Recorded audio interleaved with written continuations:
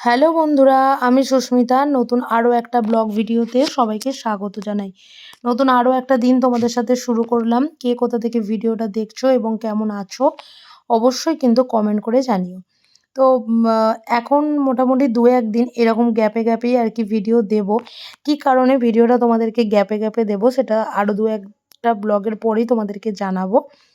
তো সেই কারণের জন্য ভিডিও এডিট করা বা ভিডিও পোস্ট করা, ভয়েস ওভার দেওয়া কিছুই হচ্ছে না আর কি।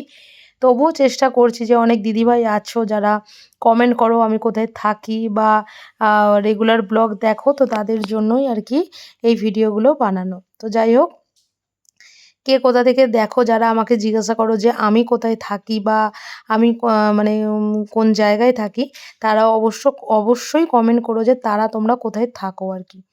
তো সকালবেলা ঘুম থেকে উঠে আজকে খুব একটা রান্নাবাড়ির চাপাচাপি নেই। সকালবেলা সেই কারণের জন্য এখানে সমস্ত কিছু আর কি ঝাড়াঝাড়ি করে নিচ্ছি।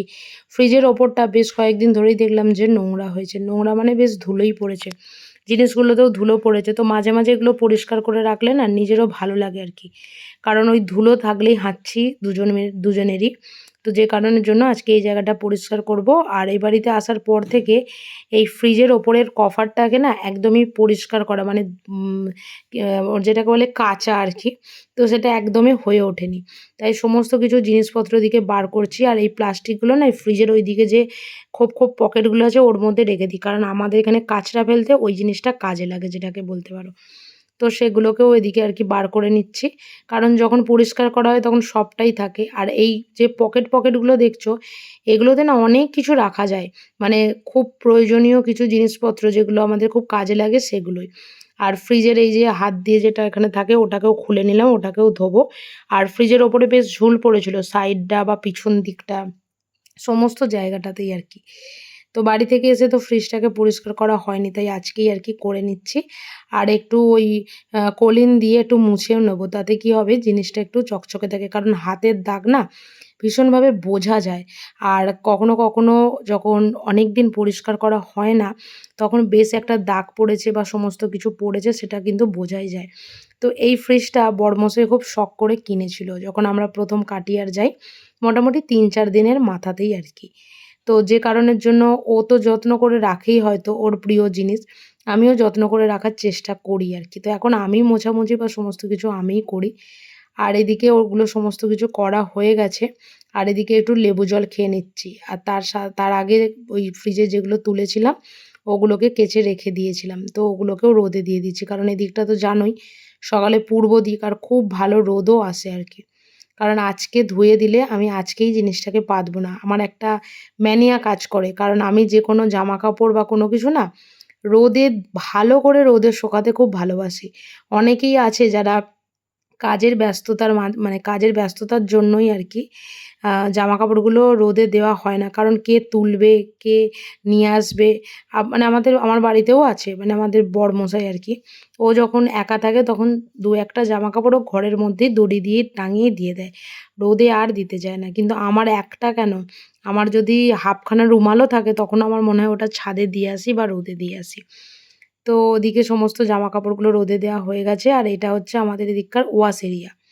এদিকে যারা থাকে আর কি মেনলি গন্ডিয়া শহরে যারা থাকে, আমি জানি না এরা কি ভিত্তিতে বা কি বেসে বাড়ি করে। প্রত্যেকটা বাড়িতে একটা করে ওয়াশ এরিয়া আছে, যেটাকে আমাদের কলতলা বলা হয়। যাই হোক, আমাদের কলতলাগুলো একটু অন্যরকম দেখতে হয়। আর এদের জিনিসগুলো একটু অন্যরকমই দেখতে হয়। তো ওই জায়গাটাকেও আর কি মাঝে মাঝে পরিষ্কার করতে হয়। কারণ ওখানে ওয়াশিং মেশিনের জল বেরোয়। তারপরে মানে আমাদের যে ঠাকুরের বাসনপত্রগুলো সেগুলো থাকে, সমস্ত কিছু। আর এদিকে সকালবেলা খাওয়া হবে হচ্ছে এগরোল। ওই আটা মাখা ছিল আগের দিনকে রাত্তিরে, আর সেটা দিয়ে সকালবেলা বানিয়ে নিই হচ্ছে এগরোল। আমার তো ভীষণ ভালো লাগে খেতে আর কি। আর সকালবেলার এগরোলটা খেলে আমরা একটু গাজর, একটু মানে বাঁধাকপি এ সমস্ত কিছু দিয়ে খাই। তবে আজকে ফ্রিজে গাজর বা বাঁধাকপি কোনোটাই নেই। ওই শসা, পেঁয়াজ, কাঁচা লঙ্কা যেগুলো দিয়ে খাওয়া হয় আর কি, সেটা দিয়েই কাজ চালাতে হবে।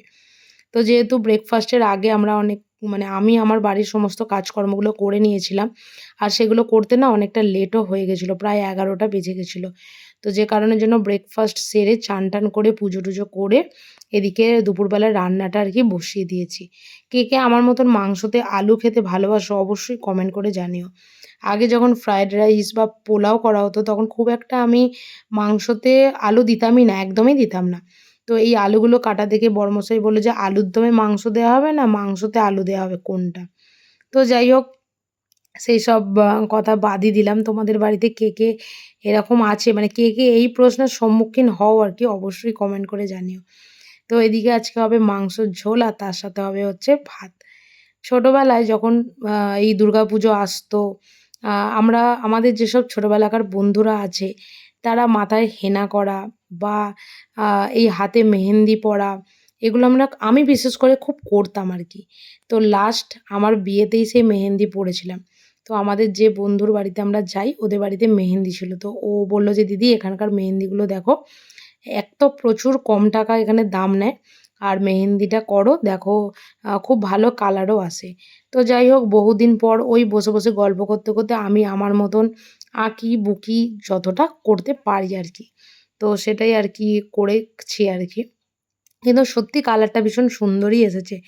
তো ওদিকে যাই হোক মাংস রান্না হয়ে গেছে। এদিকে দুপুরবেলার খাওয়া-দাওয়াটা বেড়েও নিয়েছি আরকি। আর গরম, গরম ভাত আর মাংস খেতে কিন্তু আমাদের সকলেরই খুব ভালো লাগে। ইদানিংকালে যেহেতু এদিকে একটু ঠান্ডার মানে আভাস আছে আরকি, যে কারণের জন্য ভাতটা আমার মনে হয় গরম, গরম হলেই কিন্তু ভীষণ ভালো হয় আরকি। তো সেই কারণের জন্য গরম, গরম ভাতটাই আরকি খাই। আর আজকে এই মানে এই যে আমার যে রান্নার যে এটা রয়েছে, এটাকে একটু পরিষ্কার করব। ওই যে ওই জায়গাটা দেখছেন পুড়ে, পুড়ে লাল দাগ হয়ে গেছে।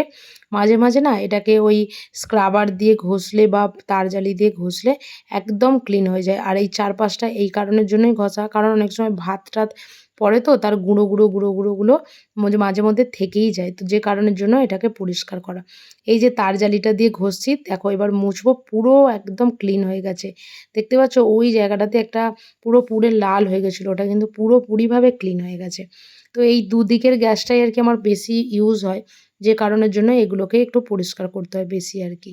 তো যাই হোক চলো রান্নার ওভেনটা পরিষ্কার করতে, করতে আজকের ব্লগটা এখানেই শেষ করছি। যদি কিছু ভালো লেগে থাকে একটা লাইক করো, শেয়ার করো, চ্যানেলটি সাবস্ক্রাইব করে পাশে থেকো। দেখা হবে নতুন আরও একটা ব্লগ ভিডিওতে, নতুন আরও একটা দিনের সঙ্গে খুব তাড়াতাড়ি। সুস্থ থাকবে, ভালো